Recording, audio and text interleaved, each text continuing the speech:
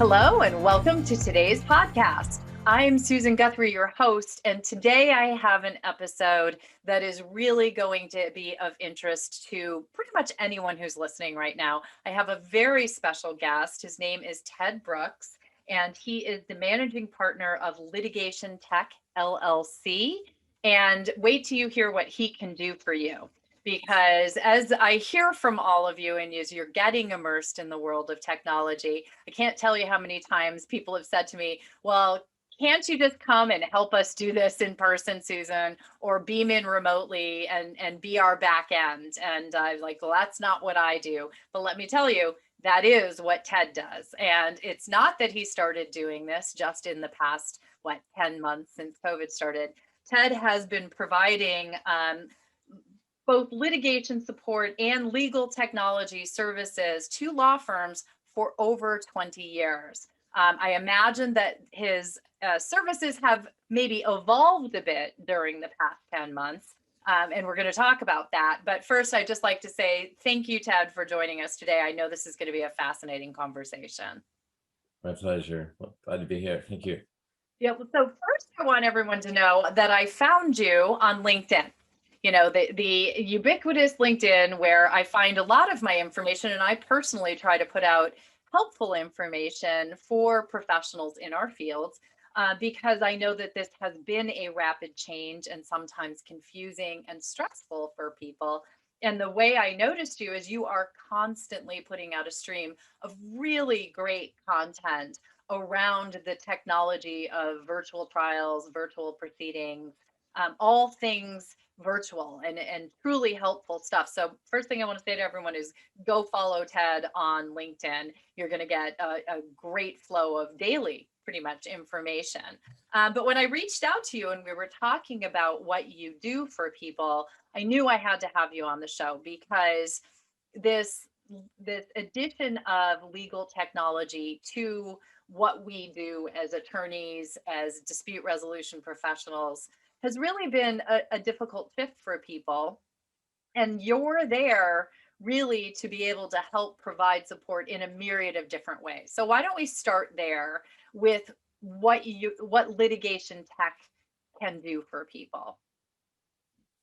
Well, as you mentioned, it has evolved somewhat over the years, although the main hurdle hasn't really changed much, and that is law is a profession that is resistant to change and new things, and oftentimes for good reason. There are a lot of risks involved with getting into new things and that sort. But essentially, I started off in-house way back with Brobeck, Flager, and Harrison, and ended up going on my own as they were winding down. And my first trial was with them in-house, and then transferring eventually to my own business from there. But that involved mostly the trial presentation technology type of thing. So the trial tech, going to the court and helping with trial director and that sort of thing. Evidence management, getting all your exhibits together and organizing them and controlling them and displaying them to the jurors or whomever, at the right time, and all that sort of thing, the management. And then along came COVID and everything stopped immediately. And I had some spare time on my hands as well. So I immediately, dove in headfirst on trying to figure out the best ways and best practices to make all of this stuff happen. Got involved with the online courtroom project, and that I was able to dig in deeper with that. And now a large piece of our business involves remote litigation, in addition to the old school, we go in the courtroom. We're doing a little bit of that, not too much yet. So it's it's been a big learning curve for all of us. Yeah, well, and a successful one. I mean, you have really sort of made that shift to helping professionals virtually. So you're helping virtually and you're helping them to go through their trials, arbitrations. We're going to talk about a fascinating international arbitration you were involved in. And I do want to point out that some of the trials that you, large and complex litigation trials and high profile matters you've been involved in, you were involved in the Los Angeles Dodgers McCourt family law trial, which was, I remember that one quite well. Then there's the People versus Robert Blake criminal defense case, the Western MacArthur asbestos case, and the Johnson and Johnson surgical mesh trial. So you've done, I know, probably a myriad of more mundane or routine run of the mill, but those are, I can only imagine the complexity of the evidentiary issues and just technical issues that went with those. So your wealth of experience, I'm sure, has stood you in good stead as you've moved into this virtual world. Now I see, I'm looking at the equipment that you have. For those who are not watching this on the video, I can see you there and you have set up behind you 3 screens. I've seen a lot of your posts and you have remote setups. Is that part of what you do when you're advising or working with, say, a law firm that's getting ready for an arbitration or a trial? Well, absolutely. I mean, it depends on what what the format of the trial is going to be. Certainly working, we're able to interact and have trial prep meetings by Zoom now and that as well. But preparing for trial, a lot of the courts still have their own internal courtroom rules as far as how you're going to try their case. In fact, I heard just yesterday, New Jersey courts are requiring parties to go in and litigate remotely. You don't have a choice. So, so a lot of courts are giving you an option. And so then you have, how do you want to do your case, in person or remotely, or maybe hybrid? And hybrid actually seems to be the most popular thing going, where you have some people in the courtroom and some appearing remotely. From the technological standpoint, it's the most complex and the most difficult because you're literally running 2 venues at the same time. But it depends on where you're going to trial and what your judge tells you get to do. Right. Well, and I would imagine that, so that's going to vary state by state. And let me just ask the question. You work not just, I know you're located in California, you work on trials worldwide, in fact. Sure, absolutely. Yeah, I've always sort of based, I'm located in California, and I've always based my business profile and haven't really tried to market hard outside of the state, because I don't necessarily want to be traveling all over personally. We have people, who work for me who do. They love to do it. I'm fine just hanging out locally, but regardless, with all of this now, I was recently contacted by a firm in Miami, complete other side of the country, to help them with an international matter. So we don't have the restrictions that we had. I can drive to my office or whatever. I don't have to necessarily fly across country to meet with you. Right. Well, and that's actually one of my colleagues just said to me the other day, when someone was complaining about tech issues being disruptive in a matter. And she said, well, I found traffic really disruptive to my mental health and my peace of mind. She said, I would much rather deal with a bad internet connection and figuring out how to get on a hotspot than sitting on the 405 in Yeah, LA. She happens to be absolutely. out where you are. And, I think about all the times I've sat in traffic late to court or trying to get home after a long day on trial. And I would say, yes, I would much rather beam in and deal with tech issues. But for some people, the tech issues have been a major disruption in their world. In fact, I told you I spoke to a practitioner just the other day who has not practiced essentially during COVID because of the complexity of adding litigation or adding technology to their practice, and they just were not up for it.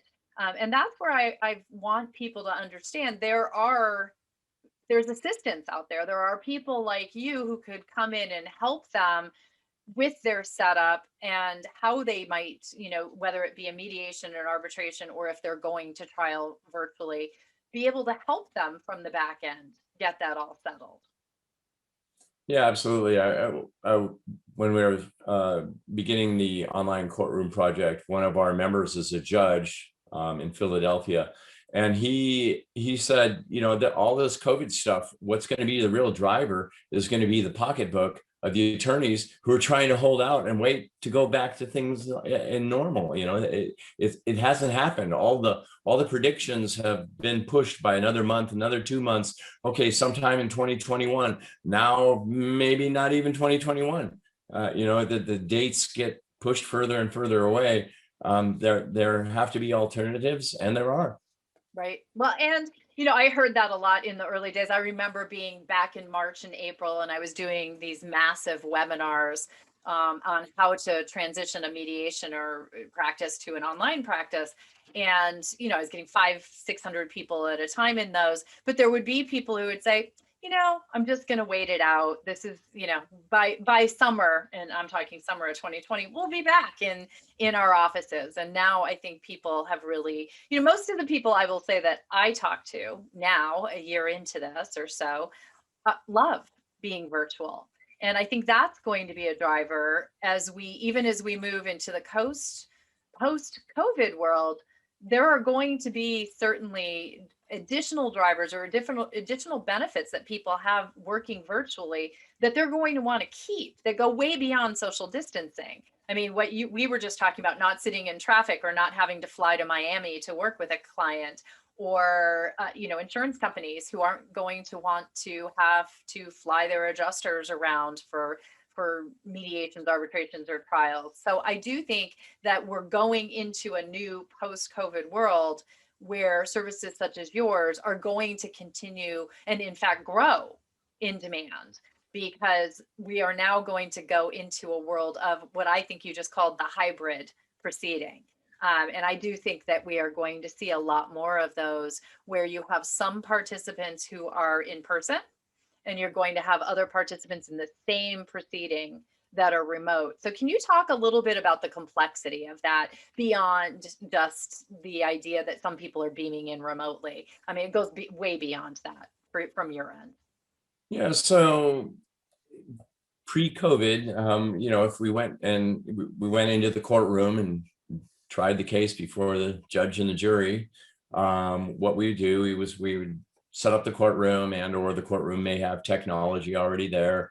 We would bring our laptops every day and plug them in and present the evidence to the jury, give them something to engage in visually, as well as just listening to counsel go back and forth. Take a look at the exhibits and the key points of those exhibits or testimony or what have you. And so that required a level of equipment that had to be brought in, the sound system and the projection system, monitors for, the witness and on the bench, and then for counsel, so they can preview an exhibit before it's been admitted, can't show it to the jury yet. Right. And then if it's a high profile matter, you may even have monitors feeding out to the gallery for the press and whomever. So that's all sort of one system that existed and was necessary. So now, to make it a hybrid trial, that same system needs to still be there, because now you're still going to have people in the courtroom. They might be scattered around a lot differently, at least now with the social distancing and what have you. You're going to have counsel maybe in the jury box. You're going to have maybe some of them back in the gallery, wherever. People are scattered all around, trying to maintain some distance from one another during the trial. And then you want somebody to be able to attend by Zoom. What are they going to be looking at? So what we've been doing, one kind of format that works out pretty well, is we put a webcam on the counsel table. So the witness or whoever is attending gets the same view essentially that they would have in the courtroom. They get to look at counsel. And then if you put the screen behind that webcam, you actually get that human interaction, that eye-to-eye contact, because counsel are looking at the big screen. The witness is looking back at counsel in essence. And so that communication link is completed. Whereas otherwise, if everybody's looking down at their desktop and, they don't get an opportunity to make that eye contact. So that's one of the other issues. Audio is certainly another, because there are so many opportunities to have something called audio looping. And we've all heard it by now in Zoom. You have two people in the same room have their microphone on. All of a sudden you get this ding, ding, ding, ding, ding, ding noise. And, everybody's panicking, trying to figure out, is it me? Is it me? So that's one of the biggest other issues, but it's, getting that public access into the courtroom is yet another. Perhaps you're going to do web streaming, or video streaming for that. Or in some of the cases I've been involved in, they've actually been doing audio only, so they can call in on a conference call line and they can listen in. Right. I mean, it's so complicated, and adding all these permutations of having people remote. And you're just talking about the technology. I do want to point out for those who are listening, I'm going to have Dr. Deborah Dupree back.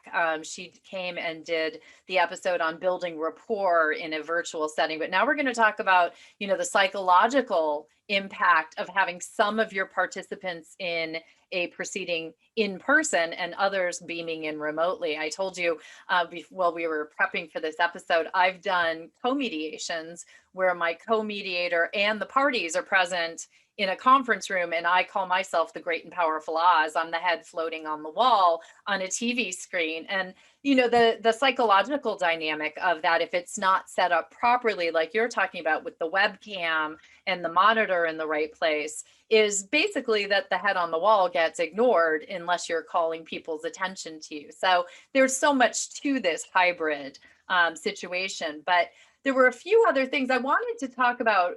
You mentioned the Miami case, and you had told me about that. So that was a complex international arbitration. And can you just discuss some of the complexities around that you helped with with tech support? So probably one of the biggest issues or concerns we had was the interpretation, because we had people in multiple languages in multiple locations, and everybody needed to be able to attend and hear what was going on in their own language. One way, there are two different types of interpretation: serial, and then what's the other? In any event, you can do a simultaneous. So you can do a serial where this is what we would normally hear in the courtroom, where you hear a person speak, say a sentence or whatever. Then you'll hear the interpreter say it back to whomever they're interpreting to, and then you'll hear the response, and then you'll hear the interpreter say it back in the other direction to the other person. And it's very slow. It takes a long time to do this. If you've ever been involved in that, I've been there. Yeah, it's like horrible. telephone tag too. Absolutely it's hard to follow along. It's very slow, a very slow process. Well, so in the simultaneous interpretation, it's kind of like the United Nations thing where people have their headphones on. They don't hear everybody else. They only hear their own language. And this is literally happening at the same time the other person is speaking. So these are live interpreters. It's not computer AI or anything like that. And these are live interpreters listening and repeating what they're hearing, only they're repeating it in another language. And as a result, I found out that they only spend about 15 minutes a shift before they have to take a break, because it's so mentally taxing to continue doing that over a period of time. And so that was probably one of the biggest hurdles, but it actually went flawlessly. I was surprised. I was amazed. It went very well. I know people that are listening are their ears are perking up at this, because interpretation is something that I hear about quite often, or I get questions about. Now, I would imagine that's a rather expensive service. There are services, there are providers out there available. One of them that we were using was Interprenet, and they provide interpretation for all sorts of languages. And what they did was they worked with us. We were doing the Zoom hosting on the HIPAA platform, which also enables us to have this interpretation option. And you select whatever language you want to choose, and you listen to your own language. And there was certainly an added cost to that, and obviously the hosting, somebody has to do that. They don't provide that. They don't offer that service, but we were able to work with them, and so coordinated that together. So two different pieces to make that happen, but it worked very well. Now, there are two things there that you just said that I do want to hone in on. One is the fact you've said Zoom several times. So I'm assuming that that is the main platform that you work from, Zoom? Yeah, absolutely. Well, that's the platform we use by default. And if I'm hosting, that's the Zoom platform that I'll be using as the HIPAA compliant version. However, if we're working with the courts and they have WebEx or Blue Jeans or whatever else, Microsoft Teams, different courts are using different things, then we would, sign on there as as another participant in order to help present exhibits or whatever. But if we're hosting, we're using Zoom for that. That's what I mean, it seems like I just ran a survey of the 17,000 or so people who have taken my mediation program, online mediation program. And it was like 98% are doing their mediations or their arbitrations on Zoom. So this falls right in line with what I have found as well. The other thing that you talked about, though, is the HIPAA compliant version. And can you explain that for people? Because I've heard from many practitioners that they won't use Zoom because it's not HIPAA compliant. And so they'll use, I think it's GoToMeeting has a HIPAA version, but most people are unaware that you can get a HIPAA version of Zoom. Right. So there's also a government version of Zoom, which is, to my understanding, essentially the same thing as the HIPAA version of Zoom. But unless you're a member of the government, or somehow servicing the government or whatever, you can't get that. The HIPAA version, that's not real easy to get either, and it's also expensive, but it's available, and you have a better shot at getting that if you have a client that meets those needs and has those requests to do that. And the main difference between the two versions, HIPAA and the government, in contrast to the pro or business versions or whatever, are that there is added encryption and a lot of extra added security. So if any meeting I host, you can't just join in, as a watcher from the internet. You have to go and log into your Zoom account and get authenticated, and then you automatically by default get locked into the waiting room. And then once you are admitted, assuming you're admitted, we let you in. You cannot share your screen, you can't record, you can't do anything. There are a lot of blocks on that. And of course, the encryption, I think, was the main concern that the government had early on, and a lot of other people were. This thing that they're saying it's end-to-end encryption, but really it's not. And so I know that they have improved on that, but yet the government and HIPAA versions are still a step ahead of whatever is out there for public consumption. Well, I think, I just was talking with Harry Mosley, he's the CIO for Zoom, and they have launched a beta of end-to-end for the pro account, but it's like in stage 1 of the beta, and it's very complicated. And by the way, everyone who's listening, it doesn't work with breakout rooms. So for those of us who use breakout rooms in our mediations or arbitrations, it's not particularly helpful yet for us, but you can pay up for the HIPAA compliant version. It's going to have these added layers of complexity and security to it. But what I always remind people of, with that comes additional complexity, like we're talking about. I mean, you just talked about people have to go through authentication. They'll definitely be put in the waiting room. There's different levels of difficulty that are going to be added, not only for the host, but for the participants. So you need to take that into consideration depending on what your proceeding is. For a mediation, that may be more complex than your average person wants to deal with. For an arbitration, certainly a complex arbitration or a trial, it's probably necessary. Yeah, it also depends on the content and the desired level of security.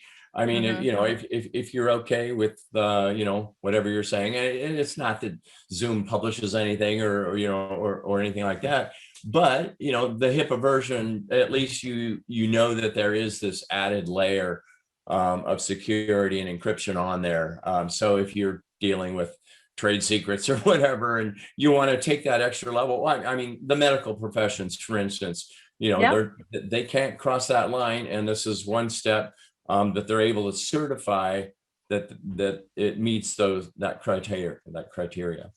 Yeah, which I think is something every practitioner has to take into consideration, but also discuss the availability of higher levels of security that are available, know that they're available, and be able to offer them to your clients.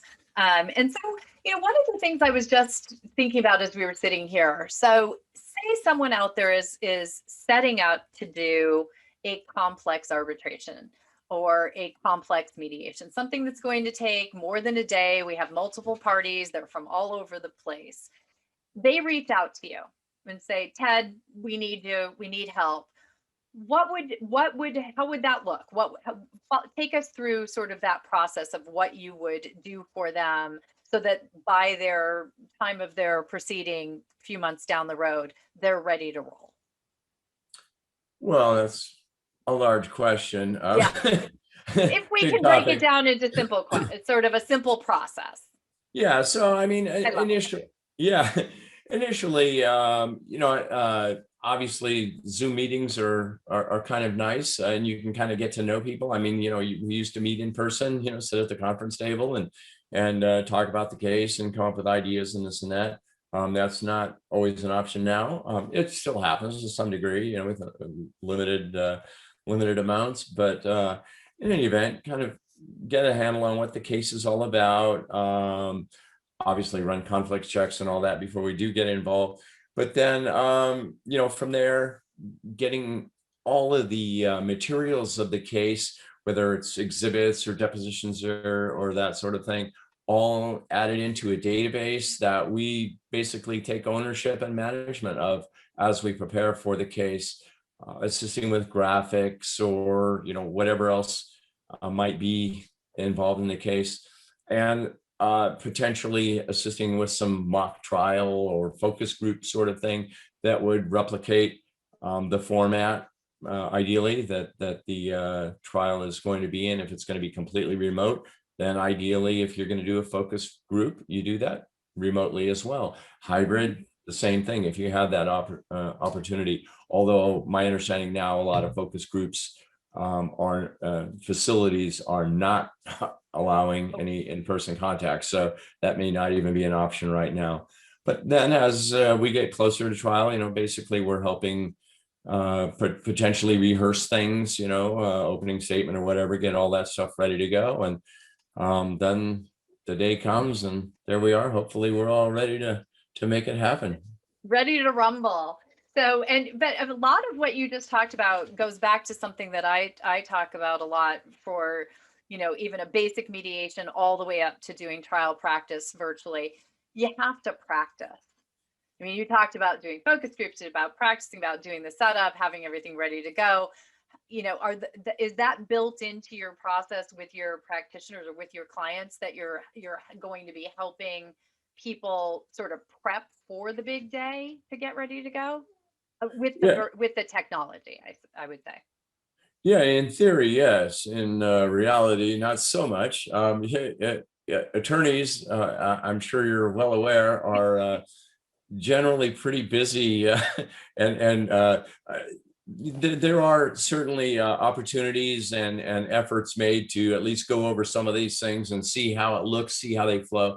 Ideally, work with some you know, some if it's going to be remote or hybrid or something, if they're appearing remotely, go over some of the personal appearance kind of things, check your background, and your lighting and audio and all those sorts of things. So yeah, it completely depends on the case and the team and what have you. And then again, I mean, I've done some for some folks already multiple times now, and we don't need to rehearse anymore. We just know what to do. I mean, once that rapport is established, we kind of know how each other works and able to anticipate and minimal kind of rehearsal or that sort of prep would be required at that point. Yeah. Well, and I think that's important, right? Because early days, if you're new to the virtual world, you're going to need a great deal more practice. I always tell people it is not a simple matter of just flipping open your laptop, logging into Zoom and go. I mean, there's so much more involved in being proficient in handling any type of a proceeding online. I told you I just recently logged into something, and one of the attorneys that was appearing in the matter didn't know how to use screen share. And so, and then didn't understand what it was when he did when we finally, were able to help him share the screen. He thought that was transmitting the document to us so that we now had it, in there. And I was like, it's not a magic portal, so people, please do a little bit of prep time. And if you're offered the opportunity with your litigation tech support, please take the time to take advantage of that. So a few things, what do you foresee as we go forward into the post-COVID world? I think I would concur with what I've been reading from a lot of judges, and that is,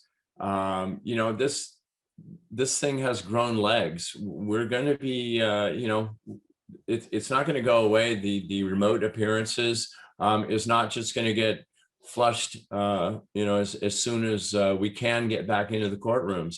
It's going to be a part of it, and the courts are also finding that things like hearings and stuff, they can knock out 20 appearances, in an hour. Whereas if they're in the courtroom, it takes a long time. Everybody's got to move up to the desk, move up to the table, lay out their exhibits or whatever they're going to argue, and all that sort of thing. All the shuffling in and shuffling out.